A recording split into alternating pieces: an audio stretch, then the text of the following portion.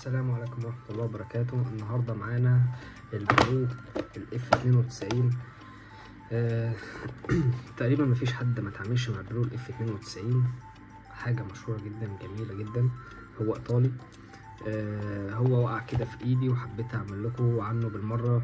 طبعا انا مش مجرد هديكم معلومات وكده، لا، انا عايز اوريكم الحاجة وكمان حاجة اعمل لكم صيانة وفك وتركيب ليه بالمرة.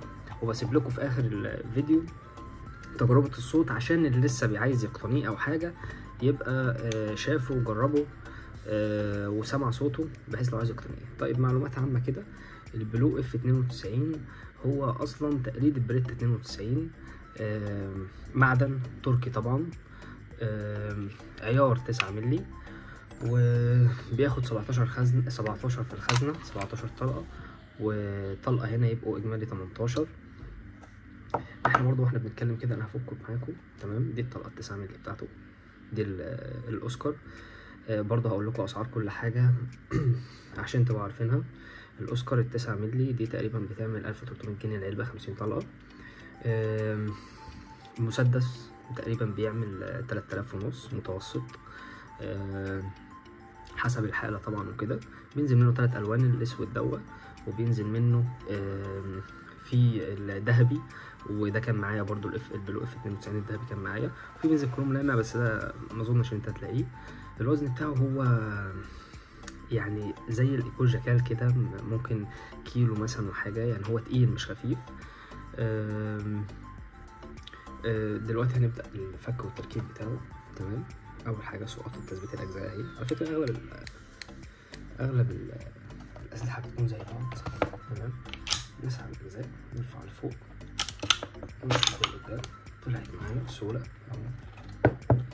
تمام، خالص عشان نعرف نشتغل مع بعض. تمام اهو زي ما فهمناكم. ننزل تحت شويه.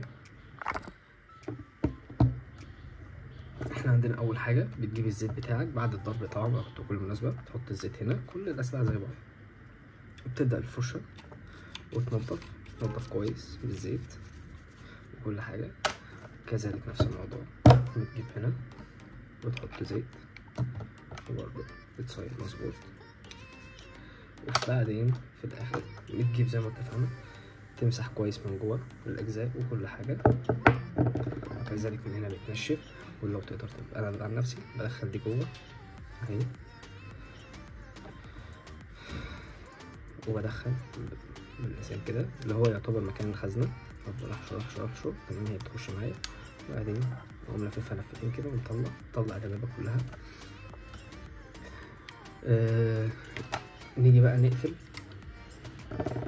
اول حاجه بدخلها اهو. تمام، في حاجه عايزكم تاخدوا بالكم منها. احنا عندنا اغلب السوست، اي سوست عموما هتلاقي جزء ضيق وجزء واسع. تمام، الجزء الضيق ده بيكون من جوه هنا، منها بيخش في الفتحه اللي جوه دي، في فتحه هنا عشان يبات كويس فيها، ودي الفتحه الواسعه من بره عشان اهو هي بتخش هنا، بحيث ان هي ما تطلعش من هنا. لو في حته بتبقى ضيقه قوي ممكن تطلع من هنا او حاجه، لا، هي الجزء الواسع بيبقى من بره عشان تخش هنا وما تطلعش من الناحيه التانيه، وفي نفس الوقت الضيق من هنا عشان ياخد مكانه مظبوط في الفتحه اللي احنا وريناها لكم دي. تمام، تبدا اهو. الموضوع سهل جدا وبسيط جدا جدا جدا اهو. اسحب اهو، دخل مكانه مظبوط، مش اي حاجه. نجرب برضو دلوقتي. على فكره هو في القلم بتاعه هنا دي في السلاح ده، انا بضطر اجيب حاجه ادق بيها لان هنا معلقه شويه اهي كده. هو اشتغل مظبوط اهو زي الفل. على فكره هو في امان، ده الامان بتاعه اهو. تمام، نجرب دلوقتي شكل الابيض اهو كده، اشتغل مظبوط وكله تمام. هسيب لكم برضو صوته في اخر الفيديو عشان لو حد عاوز يقتني او اي حاجه. بس ولو عايزين اي حاجه او اي تفاصيل تقدروا تكتبوها لي وانا هعمل لكم عنها فيديو، وانا اول لما يقع في ايدي حاجه برضه هعمل لكم عنها فيديوهات على قد ما اقدر. وشكرا.